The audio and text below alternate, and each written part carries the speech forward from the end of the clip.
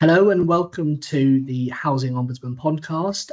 Today we'll be joined by Richard Blakeway, Housing Ombudsman, and Martin Boyd, Chair of the Leasehold Advisory Service. Over to you, Rick. Thanks, Mark. Martin, firstly, a big thank you for joining us. Let's start off with a question to just help people understand, what does Lease do? We know Martin. We know Martin from his time at Leasehold Knowledge Partnership and a vocal campaigner on leasehold issues. You're now chairing Lease. What is Lease? Yeah, okay. Well, Lease has been around for 30 years. It's a government-funded organisation that helps provide information and advice on leasehold issues. And it's fair to say in the past, it was often used as a sticking plaster for the fact that the law didn't work very well. And that leads neatly, I suppose, to the kind of current landscape that we have, where leasehold issues have never been higher profile. And so we've had the Leasehold and Freehold Act, and that's got to commence. And now we've got a commitment from the new government to implement the remaining Law Commission recommendations. What difference is this changing legal landscape going to make? Well, we've got to a point after many years where governments and parties of all complexions had understood that the leasehold system is fundamentally broken, and we got the 2024 Leasehold and Freehold Bill go through Parliament as the very last act passed by the previous government. There are something like 25 to 30 bits of secondary legislation that need to come in to support that. So the new government has been very clear in the King's Speech. They've made a commitment to bring that forward as soon as possible. We've then got the commitments to implement the rest of the Law Commission reforms on common hold and right to manage.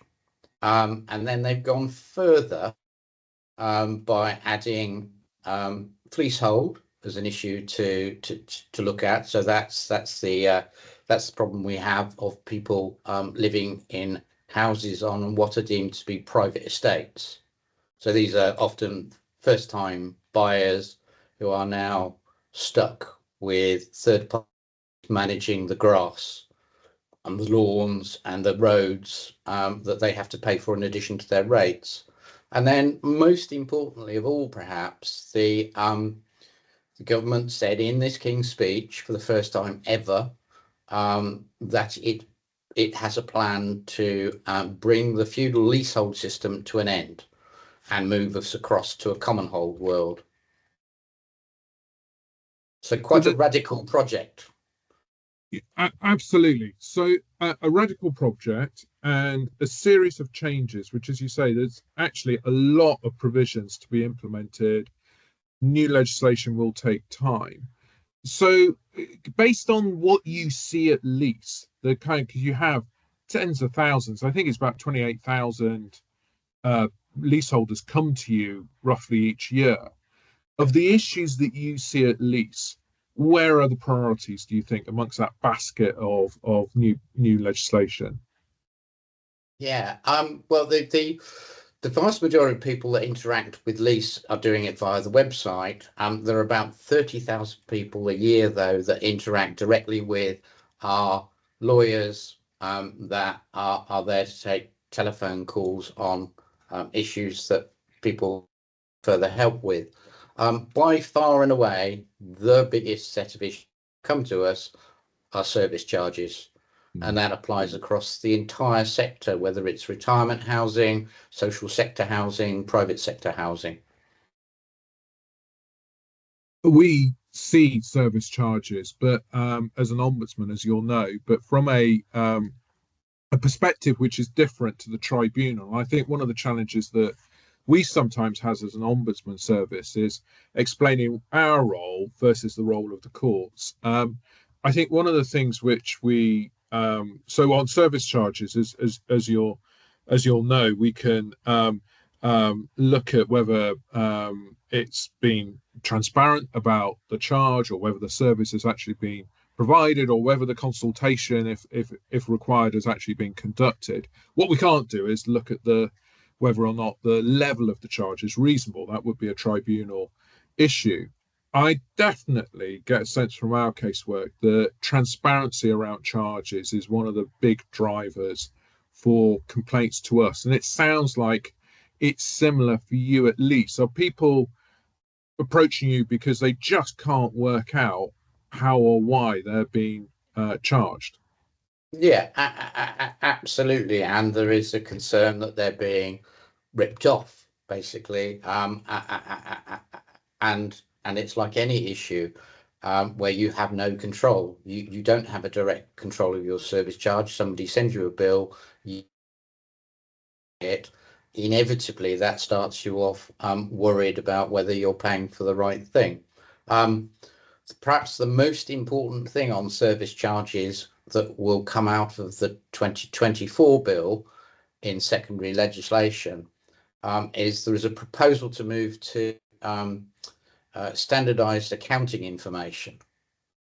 So at the moment, if you think you're being overcharged for, say, something like the lifts in your block of flats, you have absolutely no means of checking whether you're paying more or less than any other block around the entire country. There is no standardized presentation. The future, we will be able to look at something and go, right, cost code number 403 or whatever it's called is the lift maintenance costs for every single site around the country that has a lift. And you'll be able to much more easily get a perspective as to whether you are paying too much or not. Yeah, it's interesting and a really important change. And do you think, I guess, part of the challenge with leasehold is the complexity, and that will be reflected in the charges as well. And as the ombudsman here, we're obviously dealing with leaseholders of social landlords, and in some cases, those social landlords may not be the freeholder, and there may be other parties such as a managing agent involved as well. And that's been a really strong theme also in our casework, which is where there are a number of parties involved, responsibility becomes opaque, accountability becomes a bit diffuse. And sometimes we found landlords simply not being responsive to the leaseholder because ultimately they're not the freeholder.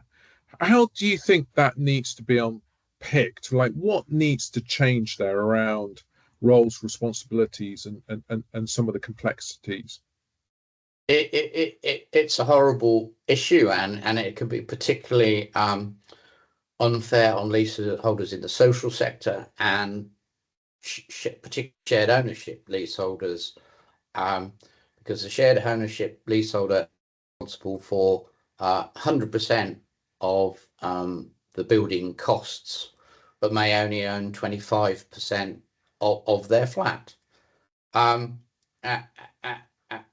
And we get, particularly in sites where we've got this complex management structure, where you've got a private freeholder, an intermediate head holder who's the social landlord, who is then employing a private sector managing agent who's dealing with both the private sector element of the site and the social sector element of the site.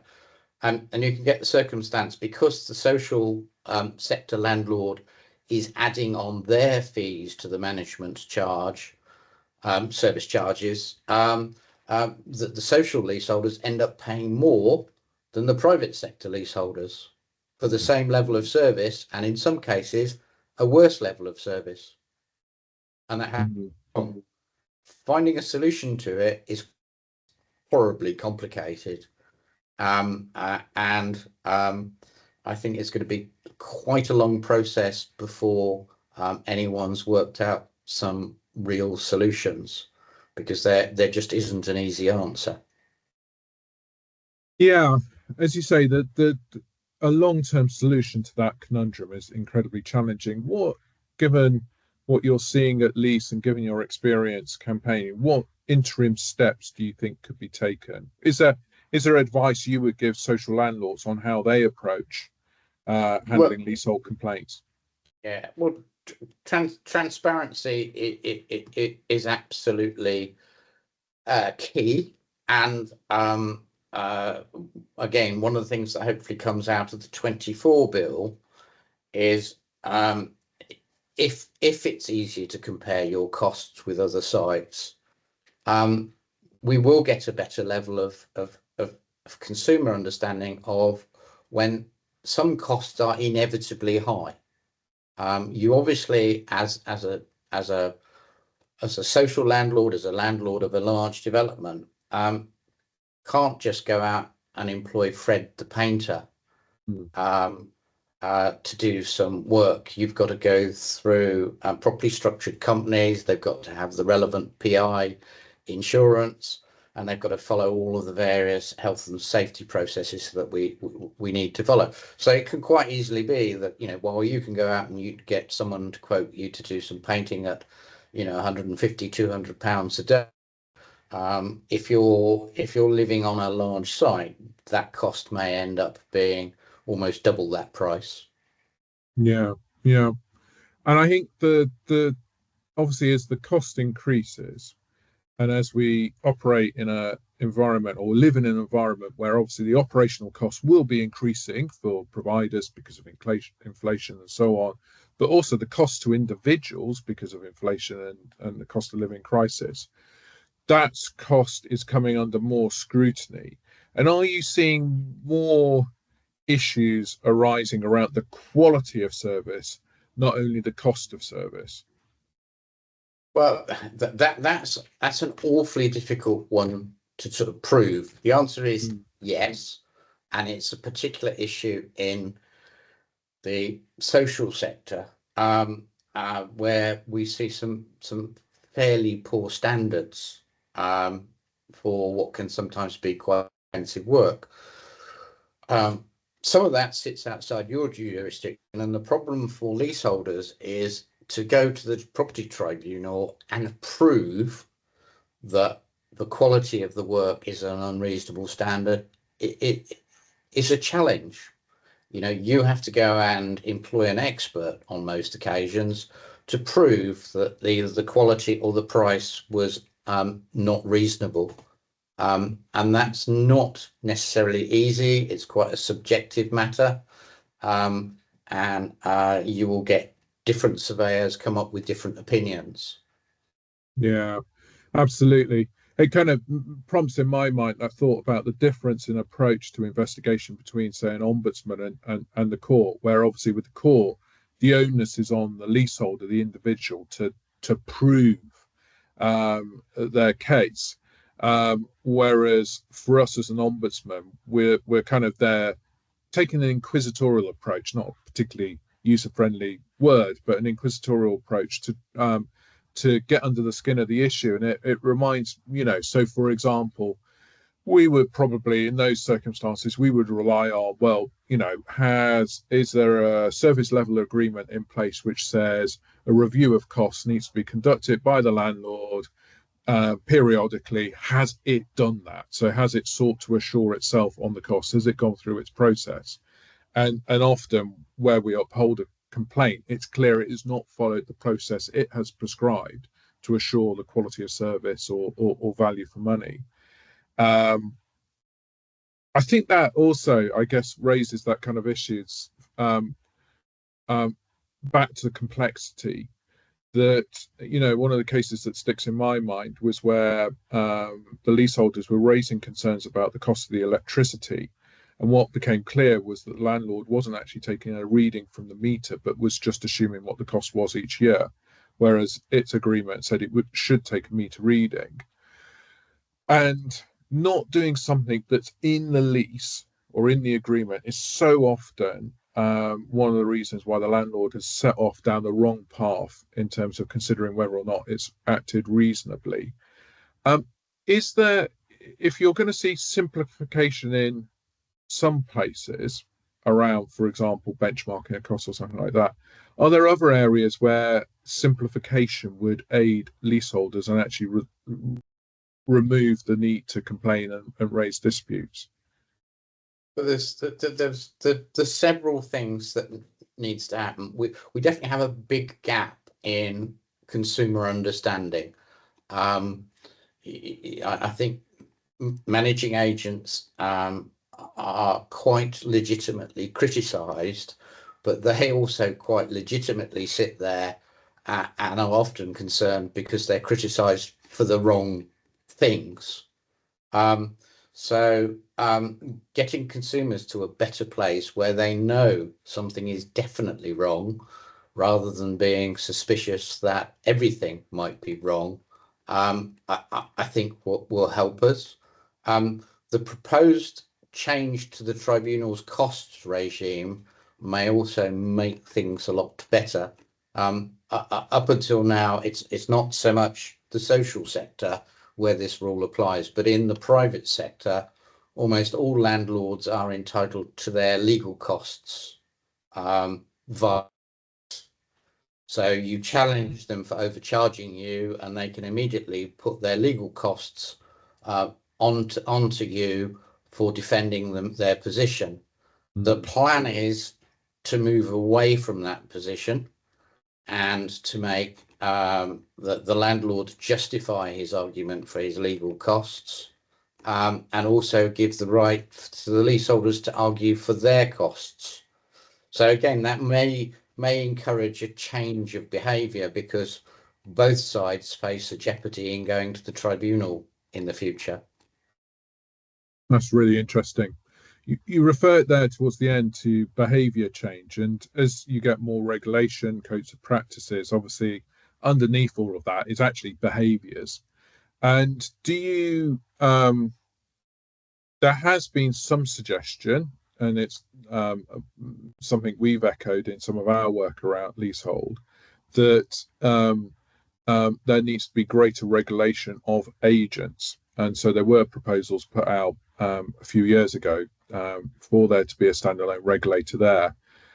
Do you have a view on that? Yeah, I've argued for years that we need the proper regulation of agents. Again, I don't necessarily think it's going to produce the results that consumers expect initially.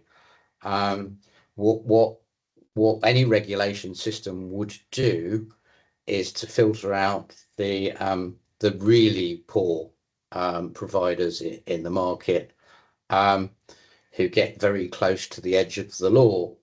There are many of the sort of large agents that people might like who would more than happily become part of a regulated system, because one of the dangers of regulation is that it creates barriers to entry. So we have a big problem in the property management sector, in that we now effectively have a duopoly.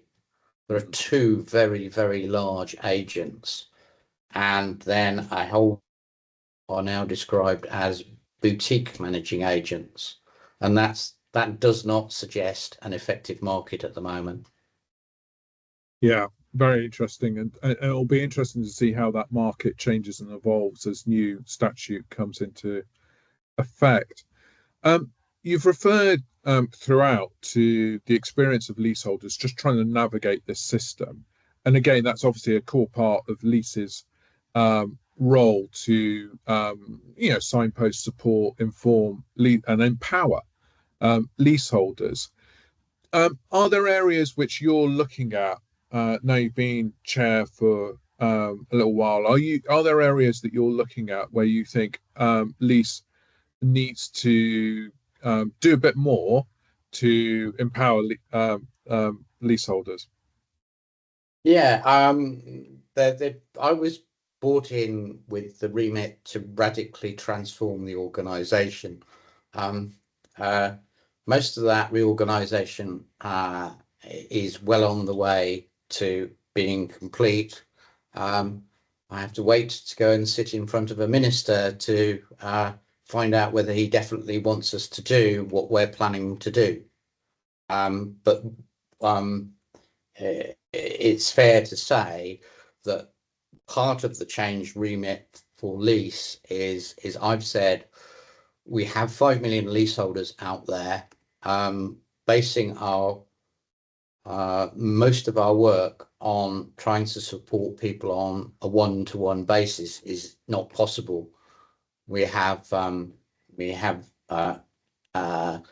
just under 20 lawyers work for the organisation, and there simply isn't enough time for them to help enough people individually. So we're trying to move much more to offering strategic help and working with other leaseholder support groups out there to help leverage that work. We also have started to take on a role of trying to get the sector to work together more effectively. Over many years of my campaigning, I've seen far too many situations where everyone sits in their own silo and no talks to each other. So we organised, as our part of our new convener role, we organised our first building safety meeting at the end of March, where we put all of the major players in the same room and asked them to try and start to come up with solutions. And assuming that the new minister says he's happy for that to work to continue, we will keep expanding what we're doing in that area over the next few years. Yeah, that's, I mean, evidently, a focus around building safety and the impact that that's had on leaseholders, I think it's clearly been a catalyst for some of the wider reforms that we're now seeing come forward. Any particular change in practice that you think was resonating from that session that you did with other parties on building safety? I think it was, what came across is that everyone wants to try and find a solution. Nobody is sitting there thinking, my bit of the business is going well and I'm making lots of money and it's tough luck that everyone else is suffering. I think everyone is feeling they do not want the situation to carry on like it is now. We had the consumers in the room, the cladding groups, EOX was there, and they were making very, after 7 years, leaseholders have had enough of this awful mess that we're in. But also the managing agents don't like what's going on.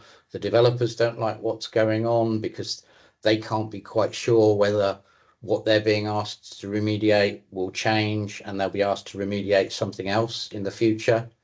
Even the insurance industry are not happy. So I think if we can get collectively to the point of everyone understanding that we all need solutions rather than everyone assuming that it's just them that needs the solution, we've got more chance of finding a way forward. Yeah, absolutely.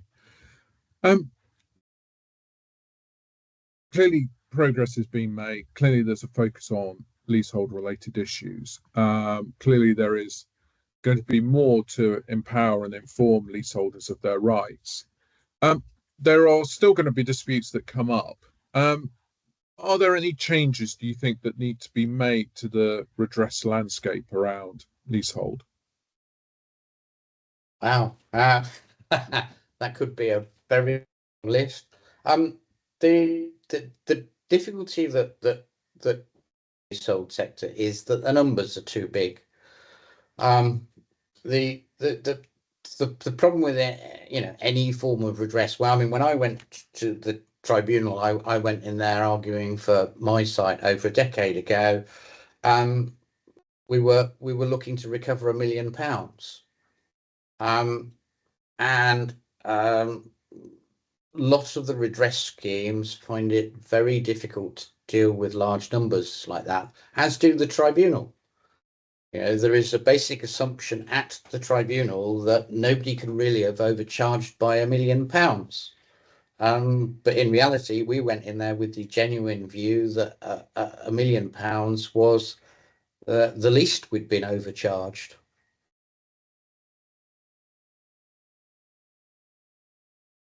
I think you're right. I mean, there is definitely an issue with scale there. Although one where I'd say if you look at some of the decisions of the pensions ombudsman or the financial ombudsman services, you can get to a place where you can make decisions which have that level of kind of resonance in terms of the sums involved. You can, but very often the consumer. I mean, there was as you may know, there's a case recently where one local authority landlord was reported of forcing leaseholders to sign NDAs in order to agree a repayment to them. There was so we handled a case which has really stuck with me, where the resident was being charged for services that wasn't in their lease agreement. When they highlighted this to the landlord and asked for the refund, the landlord said the refund would be contingent on the lease being amended to include the charges going forward, which again is going to lead to a kind of fracturing of trust between leaseholders and the other bodies involved. And I think at the heart of all of these issues is a kind of trust and confidence that the right decisions have been made, that it's ethical. And that's quite a big kind of culture change that's going to be needed over the next few years. Looking ahead, where do you think in 5 years what things will be? What do you think the landscape will look like in the next 5 years? It probably won't have changed as much as we'd both hope, because things always seem to take a lot longer than everyone expects.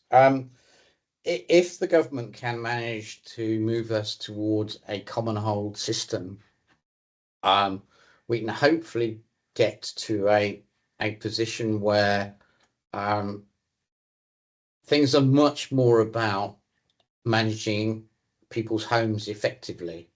The problem with leasehold law is it's all about the law. It's all about everyone litigating against each other the whole time, which makes an awful lot of money for lawyers, but means that there's less money to spend on buildings. I've found it, quite repugnant to see some social landlords go and take cases in the upper tribunal against individual leaseholders using a KC, plus their in-house legal team. I sat in one event where there were 6 members of staff for the social landlord, 3 of whom were sitting on their iPads feeding messages back to their head office, 2 of whom were lawyers, plus the KC, against a lone leaseholder represented by a pro bono solicitor and a pro bono barrister. And that's just not, there can be no moral justification for any social landlord spending that amount of money. It's a very stark image of the imbalance of power that can exist. And I think where we've seen cases handled reasonably, handled effectively by landlords, I think there's a recognition of the circumstances the leaseholders in. There's empathy, there's good communication, and there's openness. Obviously, that's not present in many of the complaints that we handle. As a final question, given all of your experience, any advice for leaseholders who are in a challenging situation, whether it's around their charges or quality of service or something else? Any final bits of advice you would give them? Work collectively. Never ever try and challenge the landlord on your own. They have all the advantages against you. You need to put in so much effort if you're going to legitimately dispute the charges you're facing. You need to help each other. Brilliant. That's fantastic. Thank you very much, Martin.